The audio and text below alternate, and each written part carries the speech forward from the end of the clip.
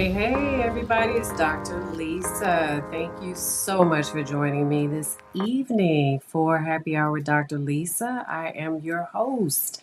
I'm your girl, Dr. Lisa. And, I am doing different times, remember, so I'm testing out different times. So that's why I am on about an hour later, just trying to get a feel for other times that might work better for this podcast. And so just be patient with me until, I figure that out. So just another few weeks, but I am coming on. I'm coming on every Wednesday. I try the morning time. The morning times are great, actually, for response from the public. And so now I'm going to try a little bit later during the week. Tell you something funny. When I was playing the music, I realized I didn't plug up my microphone.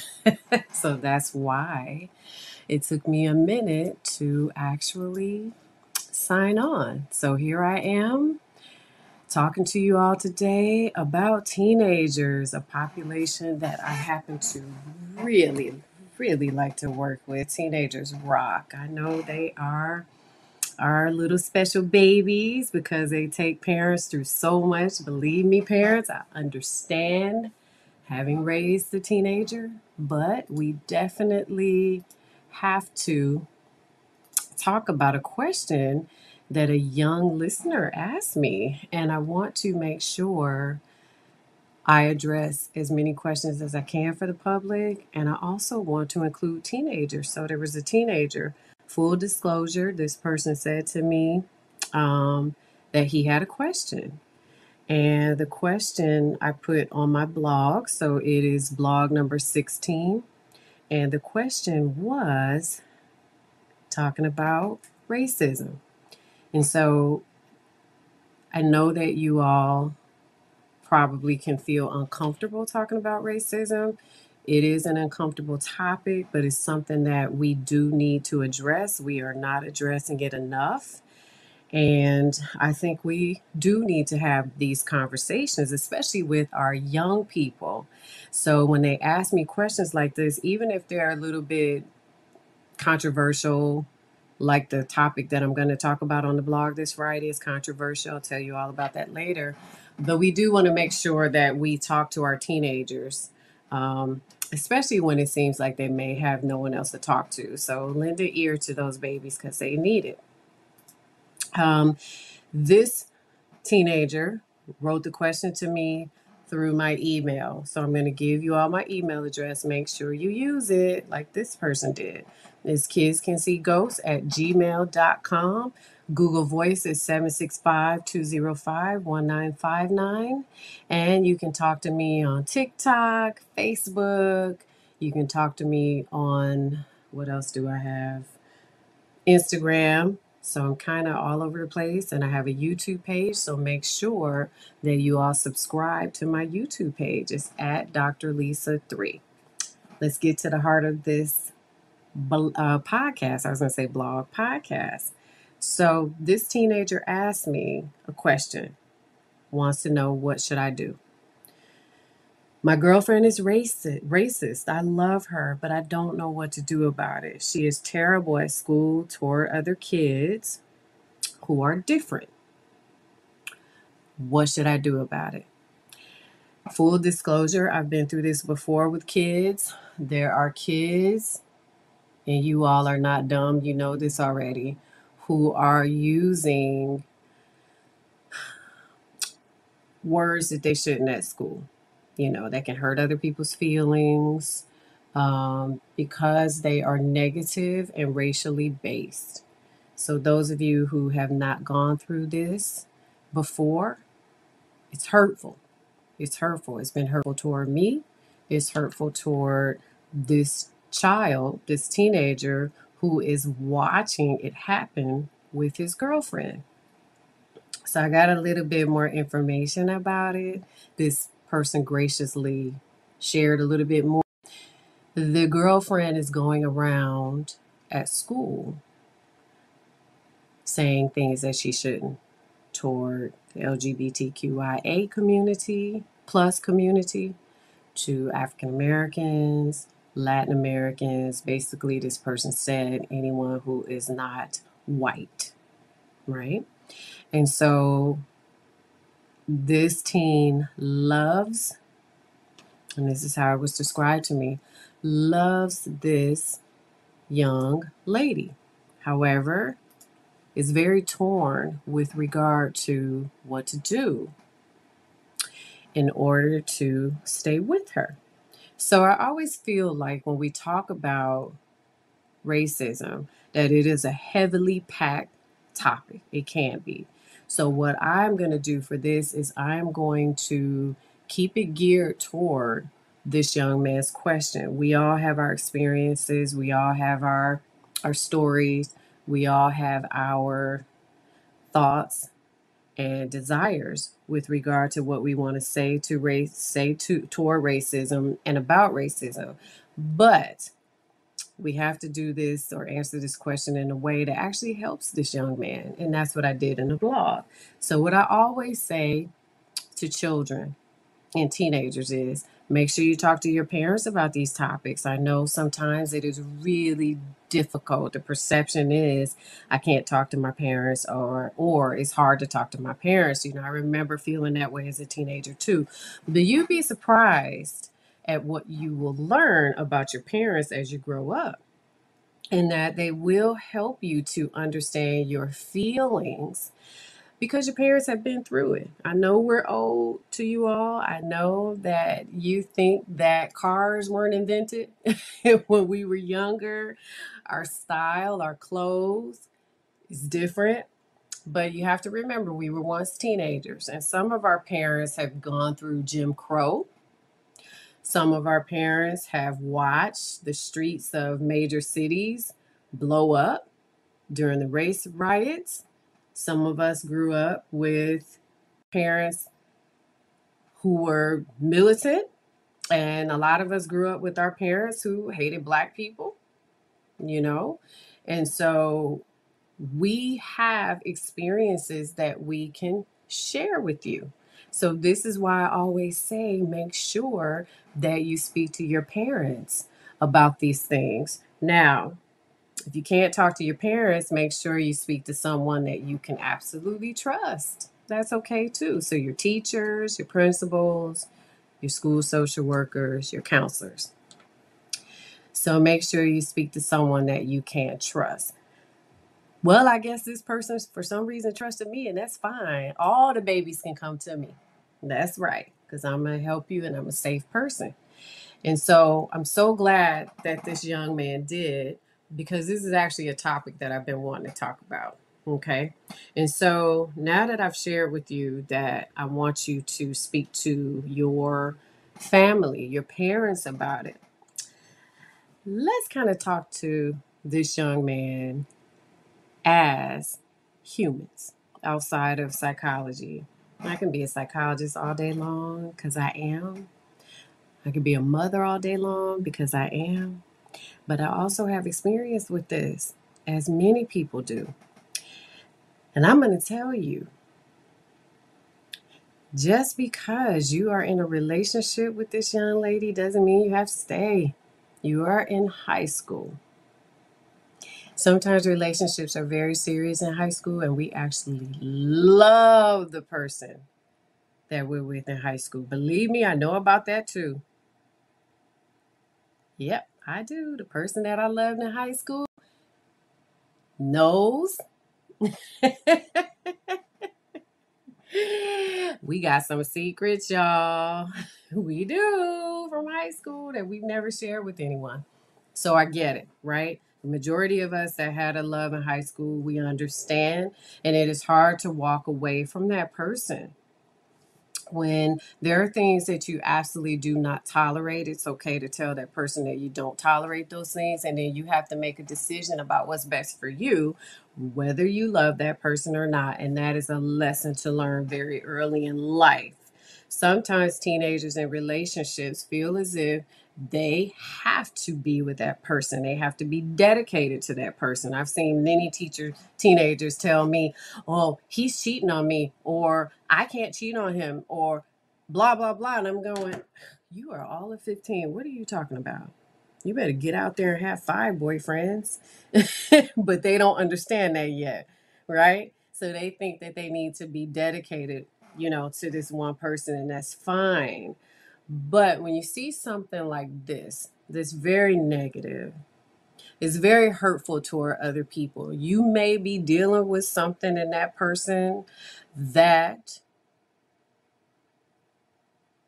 will continue until that person actually wants to change or gets the help needed to change. The final decision is within you.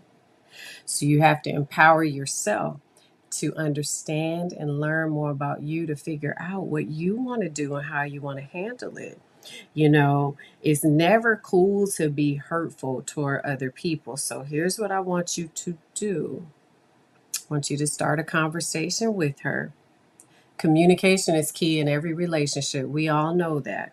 I want you to tell her how your actions make you feel. If you are against something as strongly as you are, and this goes for all teenagers, then watching it can make you feel bad. Oh, guys, you just don't understand how racism cuts to the core and how it hurts and how it's personal. And there are different types of racism. Worst one, in my opinion, is when you are assaulting people. And that is what this little one is doing. She is going around assaulting people. She's also using microaggressions. She is doing all kinds of things that's just inappropriate. And she's getting into trouble for it with the school. And I'm not sure if that's a good thing that you want to be associated with. This is why I share with you that it's all right to talk to your parents about it. Okay, try to understand and talking to her why she thinks this way. Sometimes it's just a matter of not understanding people who do not look like you. It cracks me up when I hear about people in certain areas who will say, for example, I've never seen a black person, I've never seen an Asian person, I've never seen a Latin person. I don't have to deal with those individuals, but I can't stand them. Does that make sense to you? No, it didn't make sense to me either. But sometimes a simple conversation to say, well, you've never talked to me, you never met me, tell her how she feels. Don't judge her and don't shame her. Some people aren't aware of the hurtful things that they say, or sometimes they're not aware of how their behaviors hurt people. And then they cry, I'm the victim, when somebody actually becomes reactive toward them for the things that they say. Honestly, how many times is this child going to tell somebody in the LGBTQIA plus community negative things and expect to walk away, especially teenagers? It's not going to happen. And if it is happening, it's not going to happen for long. So she may not truly understand the damage that she's doing. Make sure you talk to her about it. When you talk to her, I want you to educate her. Racist attitudes sometimes are held because of lack of knowledge. Like I mentioned, no exposure to different kinds of people. You can give her articles, you can give her books, you can help her to understand people of diverse backgrounds and why things are offensive. Sometimes when I would work in schools, I would hear kids say, offensive things racially. And I would say to them, those things are hurtful. You shouldn't say it. And they say, well, all the kids say these things. We all do it. They lack understanding for how those things were very, very hurtful. And she may actually be that way. It sounds like she's doing a little bit more than playing. These kids were more playing with one another when I would correct their behaviors. It sounds like she is more goal oriented, with the hurt. And so that part has to change. You have to challenge her behavior. One of the things that I do personally when I encounter something like this in my personal life, I'll challenge it. You won't ever see me on a video being disrespectful toward the person who inflicted the wound. It's called killing with kindness, and it works, right? And so one of the things that I do is to tell them it's not acceptable. And on a side note, age and wisdom gives me a whole lot of patience that I didn't have when I was 20 years old and when I was 30 years old. Age, wisdom, and time helps, but you all don't have that yet because you are still teenagers. But I want you to try to be respectful. Anytime you come across something like this, I want you to try to be respectful. I would like for you to share that it is not something that you tolerate, and share your expectations and how she can do better. You want to talk about your expectations because another early lesson for you, not just the person that sent me the um, question, but for teenagers in general, is understand your boundaries and your expectations. That is a lesson that you have to learn early in life, because when you set your expectations, or you set your boundaries and your expectations, you know what you're willing to accept. Tell her you don't condone the things that she's doing. You don't condone her attitude. You don't condone her behaviors. It's all right to tell people how you feel, whether you love them or not. You need to be in a relationship who with someone who shares your values. Remember that. It sounds like she doesn't share your values. So you have to put those things before how you feel about her. And then you can always share with her that professional help is available. There are psychologists and therapists and other mental health professionals who actually specialize in racism, in treating it and making those kind of aggressive behaviors decrease.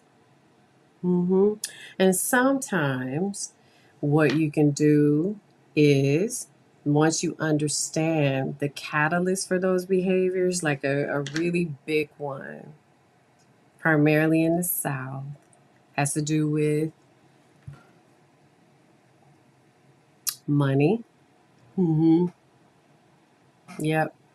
It has to do with that. It has to do with livelihood, thinking that someone is going to actually take from you. Think about the wars we've had, in the United States back in the day, from the South to the North. Okay, we don't need to get all political, but just think about that. Okay, so you want to find out why this is happening with her. And the other thing that you can do is, once you find out why, if you love her, then you can work with her. If you really want to be with her, you can work with her. You can help her to understand that racism is a complicated issue. It is. It's very complicated. And that you all talk to a therapist together if you want. Talk to a counselor together. Speak to, people that you trust, and do this in a constructive manner. Don't berate her. It's different if she's berating you, then you know that that's probably not someone that you need to date. But if someone like this doesn't understand not only the impact of what they're doing, but the fact that racism hurts other people, then I want you to reconsider the relationship with this little lady. Okay. Now, the psychologist in me is going to share with you a clinical perspective about racism. So let's get into it. Okay. One of the things that I want you to understand about racism is, believe it or not, as we talked about, there are people who have not been exposed to other races and other cultures. And that lack of exposure is fueled by nonsense, because that's what it is. For example, the media, you have social media, and they're looking at the wrong things. They're reading the wrong things. You all know that the media has shown negativity, for example, about African Americans for decades. I'm 5 decades in, and long before I came along, right? And so what they're doing is they're basing their conclusions off of things like that or false media, right? They're doing that. And so one of the things that you and I is that when we have exposure to other cultures, we have our own ideologies based upon what we've been through, right?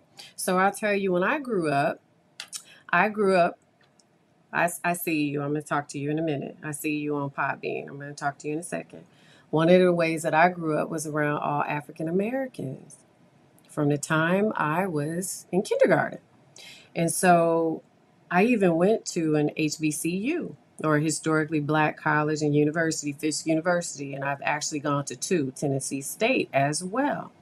And so think about it, from the time I was a baby to the time I was 26, maybe 25, I have really only been exposed to black people.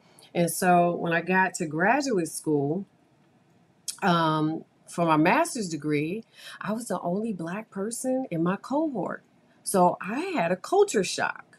Literally, let me tell you, I remember that day, my first class, and I remember thinking, this is at HBCU.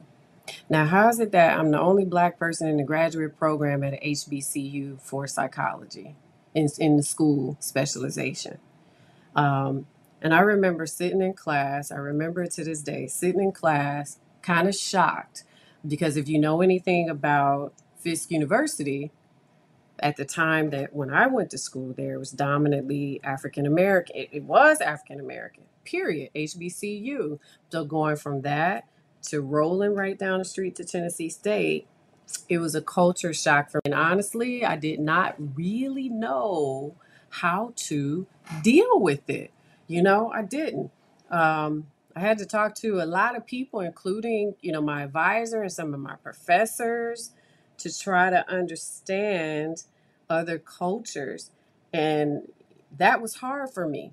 But here's what I did that's different from some people who get their ideas about other cultures from unreliable sources. Well, I went to study. I socially engaged with my cohorts. I did what I could to try to understand. I asked questions. I wanted to be very familiar with other cultures. And then, I felt more grounded. I felt more open. I had a better understanding, and it took me years to be able to feel comfortable around other cultures because I wasn't exposed. It also made me think when I had my own children that I was not going to raise them in either an all something culture, right? I wanted it to be more of a reflection of the real world, you know, and I think I did that for my kids, because that is how we need to function, not just one or the other. We're supposed to be a melting pot. I think we are. I think some people have lost sight of that. Now, the other way that people are learning racism, and I'm a behaviorist, so you all should know, if you follow me, that I'm going to talk about something behavioral, which is behavioral modeling. I would get those parents who would say, I don't know where this kid is learning these racist things or using these racist terms, or it makes me chuckle because y'all know that's a lie. Or how, we don't deal with that in our household. We don't teach our kids this. And I'm like, well, who the hell are they learning it from? Let's not lie about it. It is what it is. If you are teaching your kid these things and you are a parent and you believe that this is okay, then own that crap and say, I think it's okay. But then figure out why it's not. Why your kid is at school hurting other people, like this little girl that we're talking about. Why is, she going around calling black people the N-word, saying some nasty things about the LGBTQI. A plus community. Why is she doing that? She's being hurtful because of the things that you are modeling to her.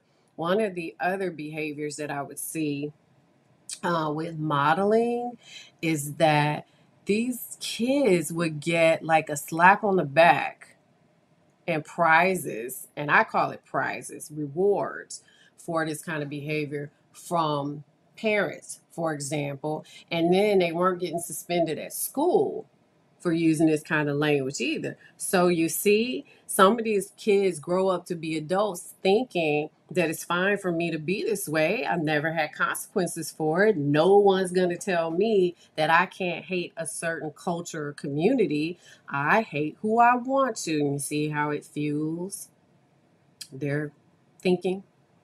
And so they have caregivers who feed into it and accept it in their environments, and some of these kids actually see micro insults, just insulting folks. There's this thing, oh God, you all stop doing this. Stop trying to feel black women's hair all the time. That's insulting. People don't look at it that way. I always listen, I told my girls I tell you guys a lot of stuff, and I tell you what I told my girls when they were young. Don't let people rub you that way. You are not an animal in the zoo. That's exactly what I would tell them. Because people have a tendency, they go, oh, I just want to feel it. It's just different. Or, oh, I wish my hair was this curly. I just want to touch it. It's like, no, that is so insulting. You all just don't get it. Stop doing that to us. We don't like it. It's not acceptable. It's not okay. We don't run up to any other culture and go, oh, just let me feel your hair. We don't do that. That's just stupid. Don't do that to us. Invalidation. Telling people, for example, from other countries, you speak English very well. I hate when people tell people from other countries that. That is invalidating them. Don't do that. That is racist toward them. Microassault is the worst. That's what the Klan used to do. It's exactly what they used to do. When there were no laws to protect African Americans from the things that they would do. Okay, that's micro assault. You have some people who still would like to do those things, and those are that's what we call it. We call it micro assault. Some researchers in psychology, and that those lessons are taught. They're taught to kids. Positive reinforcement. People don't think about positive reinforcement, but it definitely shapes the racist behaviors that teenagers have. I remember a mom just hugged and kissed and rewarded a kid. I'm trying to be like confidential here. For using the N word in school. Matter of fact, the mom used it toward us as professionals. And at the end, it was, well, that's why you all are ends and blah, blah, blah, blah, blah, blah, blah. I'm just going to laugh that one off. Sometimes these teenagers are following the lead of their parents, guys. They are, we have a responsibility to teach our kids differently. Sometimes I think we are failing our babies as a society, you know, allowing these kind of things to occur. And so, I think that we can do a much better job with teaching these kids, even if they're not exposed to other cultures. If you are in an area where you do not see any other cultures, I think we could do a better job at teaching them not to be hateful when they do encounter different people. One of the other behaviors that I would see is the denial of it. And I'm talking about teenagers, right? And their parents. And of course, we got some good kids out there. It's not all, but specific to, the conversation at hand. And so denial of the behaviors, it's like, my God, you know that you are being hurtful. You see it. You can see people crying. Heck, we see everything going on the news every day. Yet you deny it, or you say, I didn't. That's not racism, or I'm not racist. Yes, you are, because no one racist has to say. No one who is not racist doesn't have to tell everybody. You never heard me say I'm not racist. For example, on this podcast, I don't have to tell the world that. Hell, I love all of you. I don't have to tell you that. You know what I mean? And so the cycle continues because we support it. So if you want to teach your kids differently, stop being supportive of their nonsense. Just stop it. That's all you have to do. Now, let's talk about cyberbullying. Bullying. Kids. This is why I don't allow my kids to have social media early. I just don't. You guys are cyberbullying. Now, what you don't know is that these things can be traced back to you. Even if you try to hide it, you guys are being racist on social media. Yeah. Somebody said the land of the keyboard warriors. I'll tell you, that's the truth, isn't it? You are. Let me just give you an example. When Obama was our president, whether you are a Democrat or Republican or you're in the middle, it doesn't matter. We're not talking about politics, but oh my God. Oh God. I saw so many memes of he and his family. And let me tell you, looking at that stuff, it was so hurtful. hmm It was the name calling, and it's kind of like you look at it and you can relate to that stuff. Going, oh yeah, kind of like when Kajani Jackson Brown became, nominated to the Supreme Court, and she had to go through all her questioning. The reason that a lot of Black women were like, yeah, that's what they do to us. Oh gosh, it's absolutely true. hmm And that's why we could all relate. Racial epithets are learned, right? All of the people that were kind of grilling Jackson Brown, the you can kind of see if you pay attention, like if you go back and look at it, you kind of see how some of the white men would sit up and they would look her in the eye and they would say crap that just didn't make sense. Let me tell you, we go through that crap. We could be the most educated person in the room, and I have to tell you, a lot of times I am, but I don't act like it just because I'm goofy, but I am. And I would get the same behavior. So when I was watching it, I was just telling, some of my family members, like, God, we know exactly how that feels to be. I have a perfect example. That happened to me with the psychology board in Missouri. hmm Give me about another 30 days and I'll tell you all about that one. That actually happened to me. That exact thing that happened to her happened to me. So we can relate. We can relate.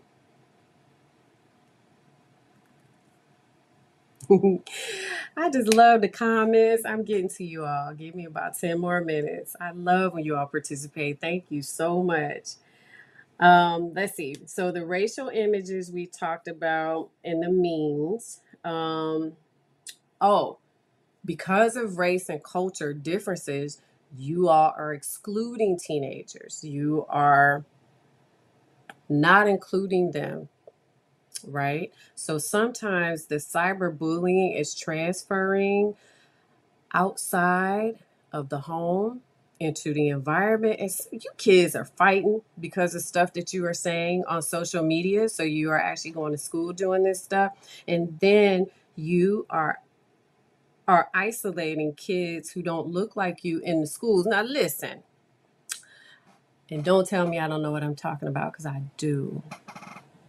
I do in this, because I've seen it. I've seen brawls in schools over bullying on social media. and being racist on social media. Yes, I have. I've seen you guys take other teenagers down because of this stuff. Part of it is because it's hurtful.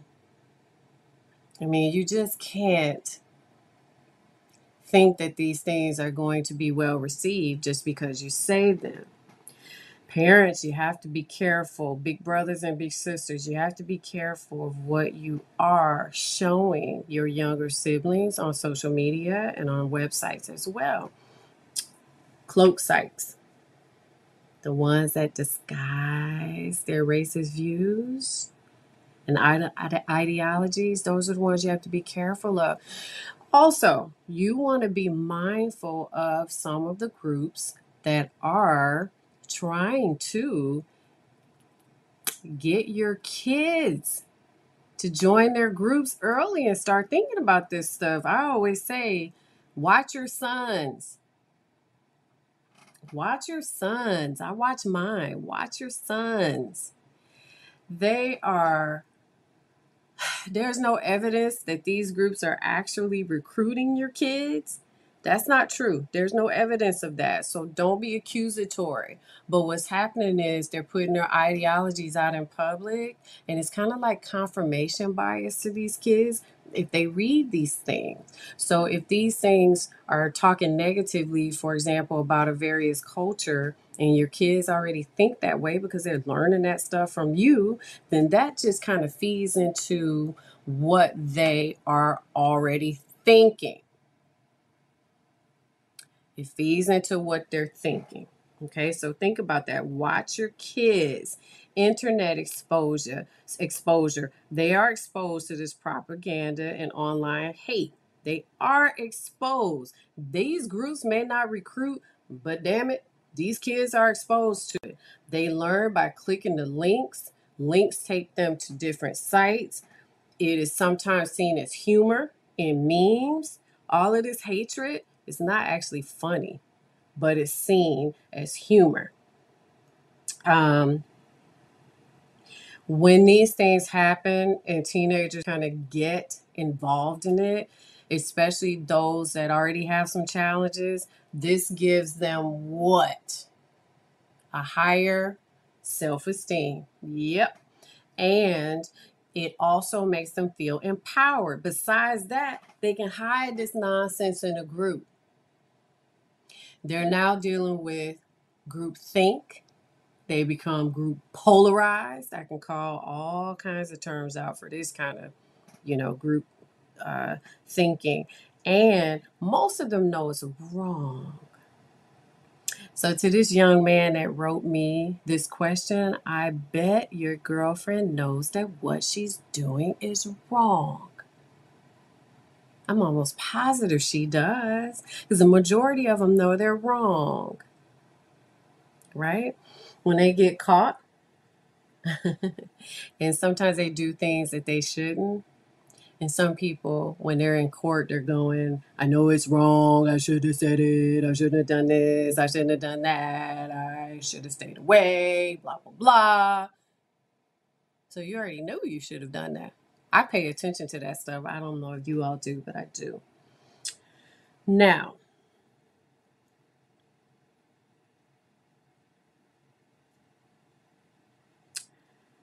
I don't want you all as teenagers to be hateful toward other people. Because, in my opinion, we don't love people enough. We just don't, and we need to do better. It's always a good idea to show love more than hate. This is part of the reason that I do the podcast. My love for people, for all of you, makes me want to give you the education and experiences that I've had for many years. And that's the kind of love that I think we should give. I don't think that we should be hateful toward other people.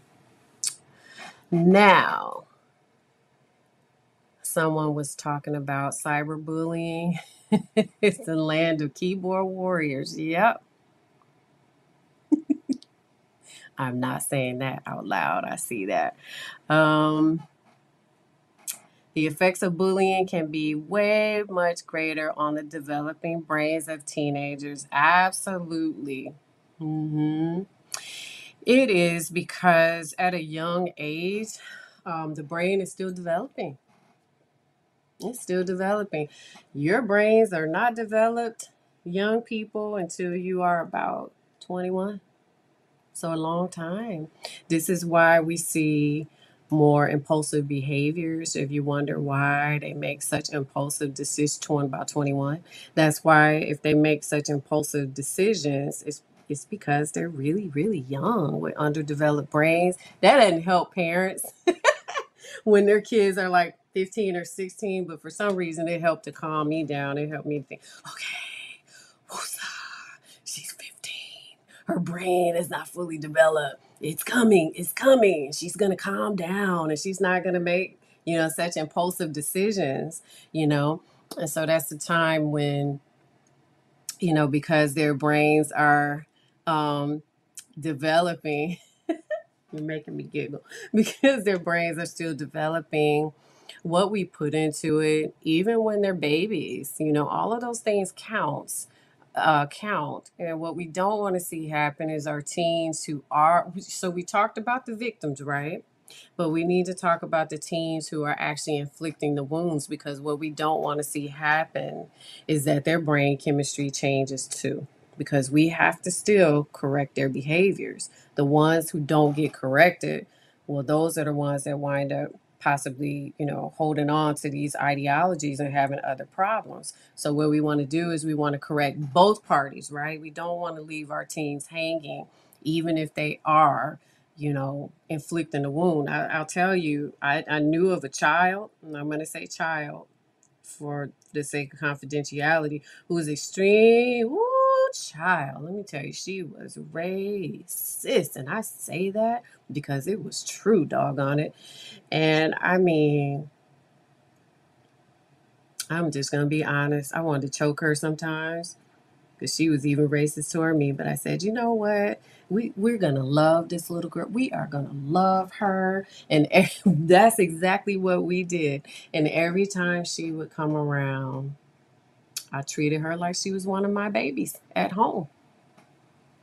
I did. I did.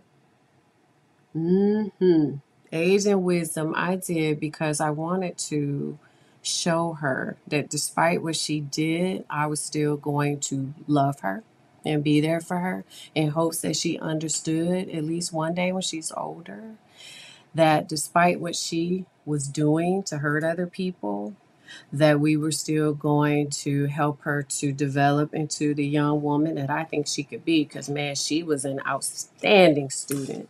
This was a 4.0 kid. And I know she's going to make something of herself one day. And I never wanted her to be held back with, no one taught me how to do better. When we look at these teenagers and we see that they're lost, we don't need to look at them and say, negative things. I've worked with some of the hardest kids, I'll tell you. And despite what they did, I was always supportive of their emotional needs, still helping them out. And at the same time, you teach kids how to do better when you do that. So if you encounter a student, no matter where you are, some people listen to me in India, and I appreciate that. So even over in India, no matter where you are, make sure that you are trying to teach these kids better and to love them. And that is the end of question 17. Um, yes, I remember being immature when I was 25. Actually, I didn't think I was immature when I was 25, but you know what? I was so immature. Oh man, I still remember when I turned 21. So I totally hear you. Yeah, we were immature. We were 25. I don't know. My mom might say that I'm immature in my 50s. Who knows? I might be. You all hear me laughing all the time on these podcasts, but I am who I am. But yeah, we were immature. So what we're going to talk about, let's talk about what we're going to talk about on Friday on my blog, because I really want you all to take a look at my blog on Friday.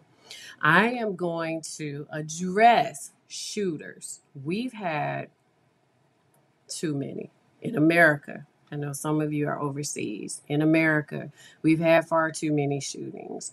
And I want to talk about the shooter. I don't think we're talking about the shooter enough to try to understand patterns, patterns, and what could be going on here. And so I have a lot of ideas for this. I'm going to put them all down. I'm going to release it on Friday. And that is going to be my next blog. I am going to be talking about, most of you know now that I'm a writer, a contributor for the online edition of Psychology Today. So I'm getting ready to talk to preschool parents there about, well, how do you know when your preschooler needs to be tested? We've done primary and secondary education. Now we're going to do early childhood, and I may actually do college and get those 3 done this year. Let's see. The next podcast is going to be about teenage girls and sadness. This is actually based on a teenage girl who wrote to me about being sad. And so I decided to address, well, it was, Dr. Lisa, you don't talk about teenage girls, right? And so a teenager wrote to me, but then a father, I don't get fathers talking to me that much, but he said to me, how the heck do I talk to my sad teenage daughter? And I thought that was a fantastic question. It's one that I've had to tackle in my own family with some family members. So we're gonna do it because fathers are awkward. Some of them when they talk to their teenage daughters. So I'm definitely gonna talk about that next week. Um, Thank you so much for looking at my website. I really appreciate it.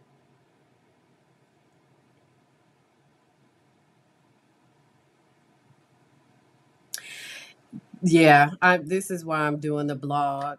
When I get quiet, it's because I'm reading comments because I want to address them. You know, talking about the shooter is important. You're right. We are going to talk about the shooter. This is not to downplay what happened at all. You're right.